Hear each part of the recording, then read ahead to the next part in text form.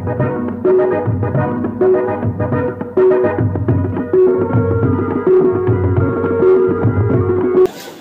মই প্ৰথমতে মানে মোৰ জীৱনটো ৰক্ষা কৰিছে। কালি মই চাইকেল চলাই আহি আছিলোঁ আৰু আমাৰ বিদ্যালয়ত তিনিজনী দশম শ্ৰেণীৰ খ শাখা ছাত্ৰী এনেকুৱা মানে উৎপাতত বাইক চলাই গৈ তিনিজনী ছোৱালী এখন বাইক উঠি গৈছে আৰু মোক যে খুন্দা মাৰা নাই মই কোনোমতে বাচিছোঁ গোৱালি গাঁৱত। এইটো ঘটনা মই ছাত্ৰীকেইজনী বা নাম নকওঁ।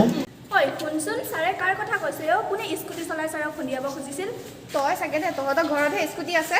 হৈছে যা 18 বছৰ নোহোৱালৈকে দেউতাই মোৰ স্কুটিৰ চাবি ওলাবই নিদিয়ে। আকৌ লাইচেঞ্চ ওলোৱাৰ পিছতহে দেউতাই স্কুটি বাহিৰলৈ ওলাব দিব। তেনেহ'লে কোন কেইজনী? এই ছাৰে এনেই কৈছে। ছাৰে এনেই নকয়, কোন সেই তিনিজনী উলিয়াম ৰ। তই উলিয়াবি যা। যি কি নহওক ছোৱালী কেইজনীয়ে বিষয়টো সহজভাৱে নললে।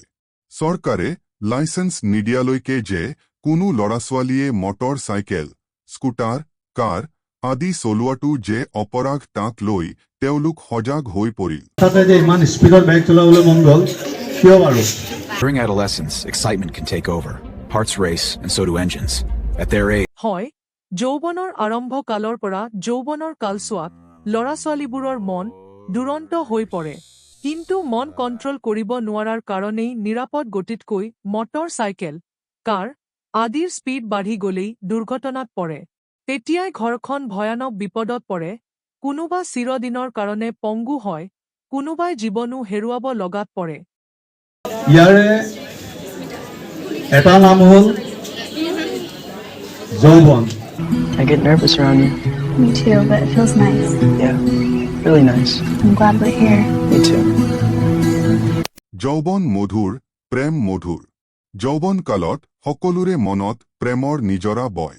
আপোনজনৰ সান্নিধ্যই মনত অফুৰন্ত আনন্দ দিয়ে। মনত ৰচিত হয় সোণৰ সপোন। তোমালোকে পাৰমাণৱিক বা নাম শুনিছা? পাৰমাণৱিক বোমা শুনিছানে নাই?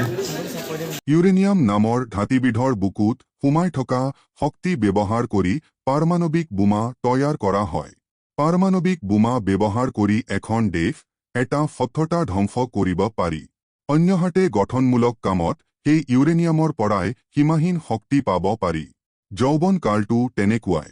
ইয়াৰ ভিতৰত সোমাই থকা প্ৰচণ্ড শক্তি যদি গঠনমূলক কামত ব্যৱহাৰ কৰিব পৰা যায়, মনত নতুন নতুন আশা, নতুন নতুন উদ্ভাৱনী চিন্তা উদয় হয়।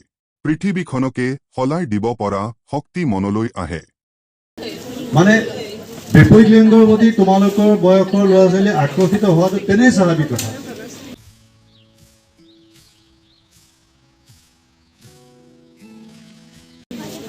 আৰু নোহোৱাটো অস্বাভাৱিক কথা।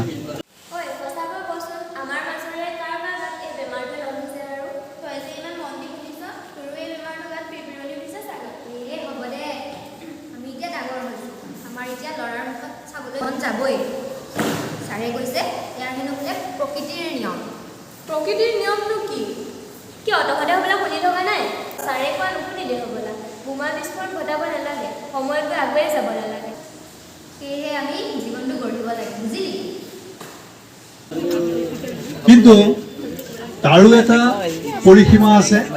আমাৰ কাৰোবাক ভাল লাগিব, কাৰোবাক বেয়া লাগিব, এইটো এটা বয়সত আহি যায়। কিন্তু তাক লৈ আমি জীৱনটো যদি কোনোবাই ধ্বংস কৰি দিওঁ তেতিয়াহ'লে সিও সেই পাৰমাণৱিক বোমা নিচিনা হৈ যায়।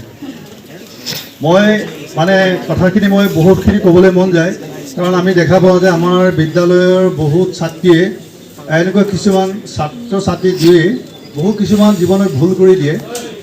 মানে নিজৰ যৌৱনটোক ঠিক বোমা নিচিনাকৈ ব্যৱহাৰ কৰি দিয়ে। পিছত বহুত দুখ লাগে। কম বয়সতে তেওঁলোকে পিছত গৈ কি হয় সংসাৰত সোমাই যায়গৈ। মানে মই ঘূৰাই ঘূৰাই কথাটো গৈ আছোঁ বাল্য বিবাহৰ ফালে। ছাৰে অকাই পকাই কথাখিনি যেন বাল্য বিবাহৰ পিনে টানি নিব বুলি মই আগতেই জানিছিলোঁ। আমাৰ ক্লাছত ডিম্পি চিনি পাওঁ? অঁ, তাইতো আমাৰ লগৰ হয়। তাই 12ৰ ল'ৰা এটাৰ লগত পলাই গ'ল নহয়।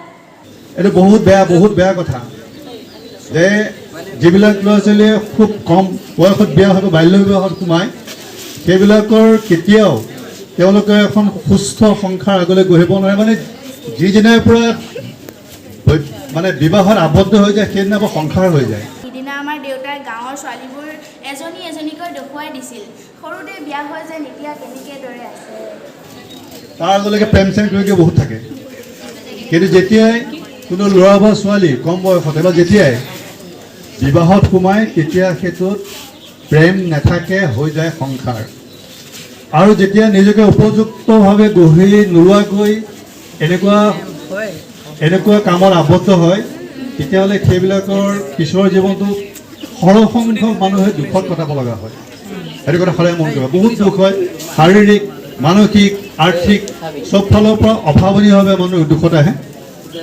এওঁলোক জানো এতিয়া প্ৰেমিক প্ৰেমিকা বাল্য বিবাহৰ পৰিণতিৰ এটা উদাহৰণ। সঁচা আমি বহি আছোঁ কিয় বল সেই বিয়া আমি বন্ধ কৰি দিম। Child marriage must be stopped. আমাৰ এই ছাত্ৰীগৰাকীৰ দাবীৰ প্ৰতি সঁহাৰি দিয়ক। বাল্য বিবাহ ৰোধ কৰিবলৈ সকলো ওলাই আহক। ওলায়া সজাগ জনতা,